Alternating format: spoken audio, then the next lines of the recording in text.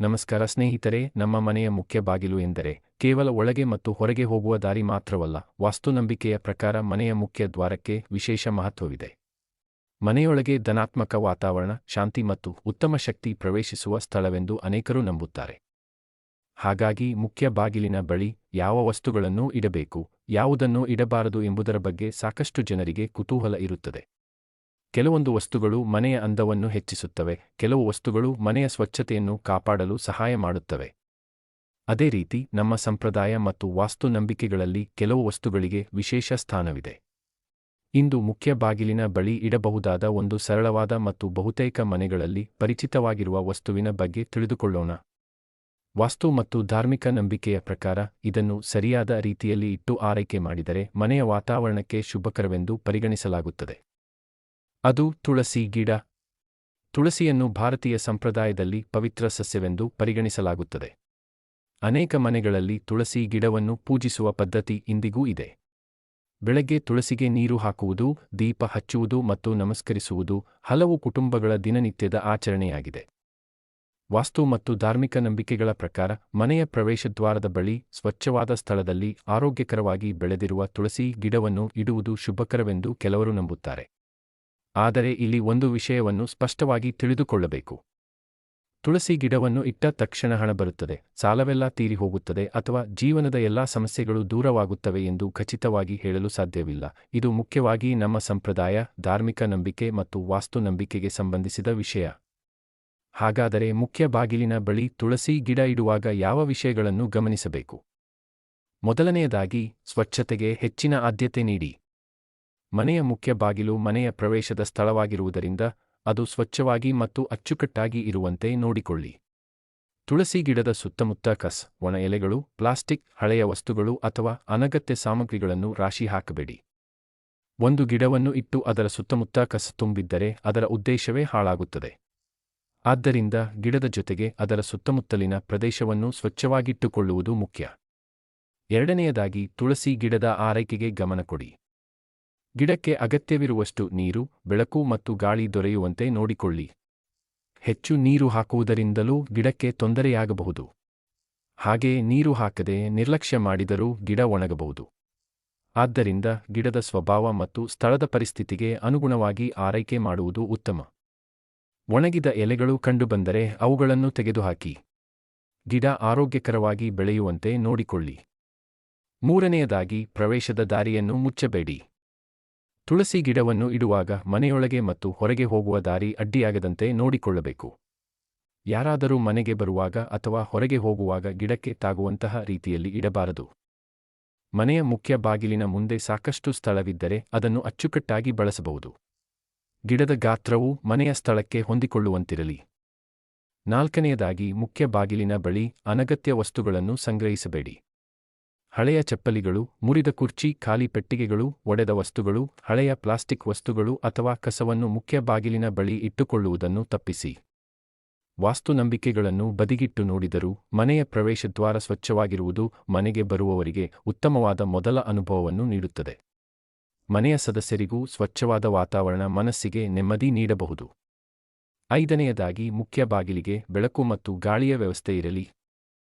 ಮನೆಯ ಪ್ರವೇಶದ್ವಾರ ಸಾಧ್ಯವಾದಷ್ಟು ಬೆಳಕಿನಿಂದ ಕೂಡಿರುವಂತೆ ನೋಡಿಕೊಳ್ಳುವುದು ಉತ್ತಮ. ಹಗಲು ಸಮಯದಲ್ಲಿ ನೈಸರ್ಗಿಕ ಬೆಳಕು ಸಿಗುತ್ತಿದ್ದರೆ ಇನ್ನೂ ಒಳ್ಳೆಯದು. ರಾತ್ರಿ ಸಮಯದಲ್ಲಿ ಸುರಕ್ಷತೆಗೆ ಅಗತ್ಯವಿರುವಷ್ಟು ಬೆಳಕು ಇರಲಿ.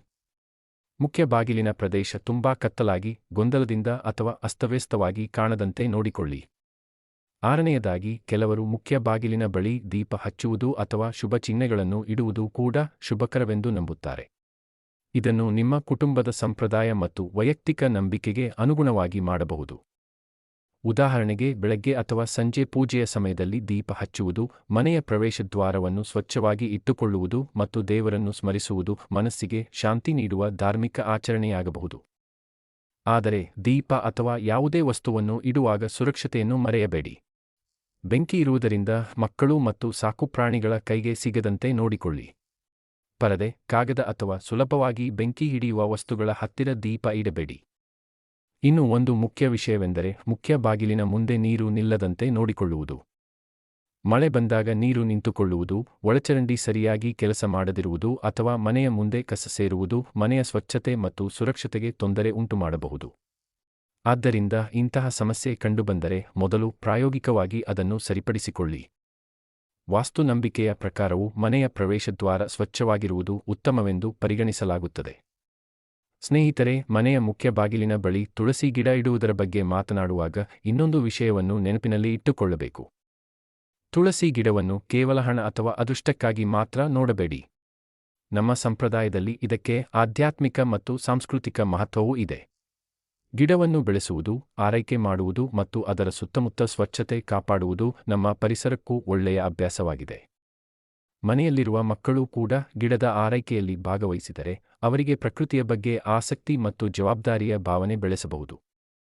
ಇನ್ನು ಕೆಲವರು ಮನೆಯ ಮುಖ್ಯ ಬಾಗಿಲಿನ ಯಾವ ದಿಕ್ಕಿನಲ್ಲಿ ತುಳಸಿ ಗಿಡ ಇಡಬೇಕು ಎಂದು ಕೇಳುತ್ತಾರೆ. ವಾಸ್ತು ಪದ್ಧತಿಗಳಲ್ಲಿ ದಿಕ್ಕುಗಳಿಗೆ ಸಂಬಂಧಿಸಿದ ಹಲವು ಅಭಿಪ್ರಾಯಗಳಿವೆ. ಆದರೆ ಪ್ರತಿಯೊಂದು ಮನೆಯ ವಿನ್ಯಾಸ, ಬೆಳಕು, ಗಾಳಿ, ಸ್ಥಳಾವಕಾಶ ಮತ್ತು ಹವಾಮಾನ ಒಂದೇ ರೀತಿಯಾಗಿರುವುದಿಲ್ಲ. ಆದ್ದರಿಂದ ಕೇವಲ ಯಾರೋ ಹೇಳಿದ್ದಾರೆ ಎಂಬ ಕಾರಣಕ್ಕೆ ಗಿಡವನ್ನು ಅಸೌಕರ್ಯವಾಗುವ ಸ್ಥಳದಲ್ಲಿ ಇಡಬೇಡಿ. ಗಿಡ ಆರೋಗ್ಯಕರವಾಗಿ ಬೆಳೆಯಲು ಸೂಕ್ತವಾದ ಬೆಳಕು ಮತ್ತು ಗಾಳಿ ಇರುವ ಸ್ಥಳವನ್ನು ಆಯ್ಕೆ ಮಾಡುವುದು ಪ್ರಾಯೋಗಿಕವಾಗಿ ಮುಖ್ಯ.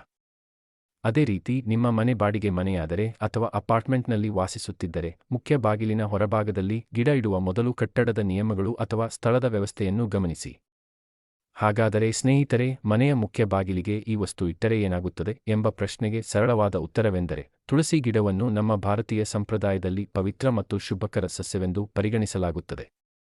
ವಾಸ್ತುನಂಬಿಕೆಯ ಪ್ರಕಾರ ಮನೆಯ ಪ್ರವೇಶದ್ವಾರದ ಬಳಿ ಆರೋಗ್ಯಕರವಾದ ತುಳಸಿ ಗಿಡವನ್ನು ಸ್ವಚ್ಛವಾದ ಸ್ಥಳದಲ್ಲಿ ಇಟ್ಟು ಆರೈಕೆ ಮಾಡುವುದು ಶುಭಕರವೆಂದು ಕೆಲವರು ನಂಬುತ್ತಾರೆ. ಆದರೆ ಒಂದು ವಸ್ತುವನ್ನು ಇಟ್ಟ ತಕ್ಷಣ ಹಣದ ಸಮಸ್ಯೆ ದೂರವಾಗುತ್ತದೆ, ಸಂಪತ್ತು ಹೆಚ್ಚುತ್ತದೆ ಅಥವಾ ಅದೃಷ್ಟ ಖಚಿತವಾಗಿ ಬದಲಾಗುತ್ತದೆ ಎಂದು ಹೇಳುವುದು ಸರಿಯಲ್ಲ.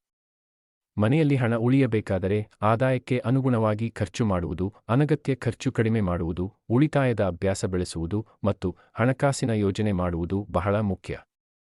ಮನೆಯಲ್ಲಿನ ಶಾಂತಿಗಾಗಿ ಕುಟುಂಬದ ಸದಸ್ಯರು ಪರಸ್ಪರ ಗೌರವದಿಂದ ಮಾತನಾಡುವುದು, ಸಮಸ್ಯೆಗಳನ್ನು ಚರ್ಚೆಯ ಮೂಲಕ ಪರಿಹರಿಸುವುದು ಮತ್ತು ಮನೆಯ ವಾತಾವರಣವನ್ನು ಸ್ವಚ್ಛವಾಗಿ ಹಾಗೂ ಅಚ್ಚುಕಟ್ಟಾಗಿ ಇಟ್ಟುಕೊಳ್ಳುವುದು ಮುಖ್ಯ. ಹೀಗಾಗಿ ವಾಸ್ತು ಮತ್ತು ಧಾರ್ಮಿಕ ನಂಬಿಕೆಗಳನ್ನು ನಿಮ್ಮ ನಂಬಿಕೆಯಂತೆ ಗೌರವದಿಂದ ಪಾಲಿಸಿ. ಅದರ ಜೊತೆಗೆ ಪ್ರಾಯೋಗಿಕ ಜೀವನದಲ್ಲೂ ಉತ್ತಮ ಅಭ್ಯಾಸಗಳನ್ನು ಬೆಳೆಸಿಕೊಳ್ಳಿ. ನಿಮ್ಮ ಮನೆಯ ಮುಖ್ಯ ಬಾಗಿಲಿನ ಬಳಿ ತುಳಸಿ ಗಿಡ ಇದೆಯೇ? ಇದ್ದರೆ ಕಾಮೆಂಟ್ನಲ್ಲಿ ಓಂ ನಮಃ ಶಿವಾಯ ಎಂದು ಬರೆಯಿರಿ. ಈ ಮಾಹಿತಿ ನಿಮಗೆ ಇಷ್ಟವಾಗಿದ್ದರೆ ವಿಡಿಯೋವನ್ನು ಲೈಕ್ ಮಾಡಿ. ನಿಮ್ಮ ಕುಟುಂಬದವರು ಮತ್ತು ಸ್ನೇಹಿತರಿಗೂ ಈ ಮಾಹಿತಿಯನ್ನು ಶೇರ್ ಮಾಡಿ. ಇಂತಹ ವಾಸ್ತು ಸಲಹೆಗಳು, ಹಣಕಾಸಿನ ಮಾಹಿತಿ, ಕುಟುಂಬ ಜೀವನಕ್ಕೆ ಸಂಬಂಧಿಸಿದ ಉಪಯುಕ್ತ ವಿಷಯಗಳು, ಆಧ್ಯಾತ್ಮಿಕ ಮಾಹಿತಿ ಮತ್ತು ದಿನ ಭವಿಷ್ಯಕ್ಕಾಗಿ ನಮ್ಮ ಚಾನೆಲ್ ಅನ್ನು ಸಬ್ಸ್ಕ್ರೈಬ್ ಮಾಡಿ. ಮತ್ತೊಂದು ಉಪಯುಕ್ತ ಮಾಹಿತಿಯೊಂದಿಗೆ ಮತ್ತೆ ಭೇಟಿಯಾಗೋಣ. ಧನ್ಯವಾದಗಳು. ನಮಸ್ಕಾರ.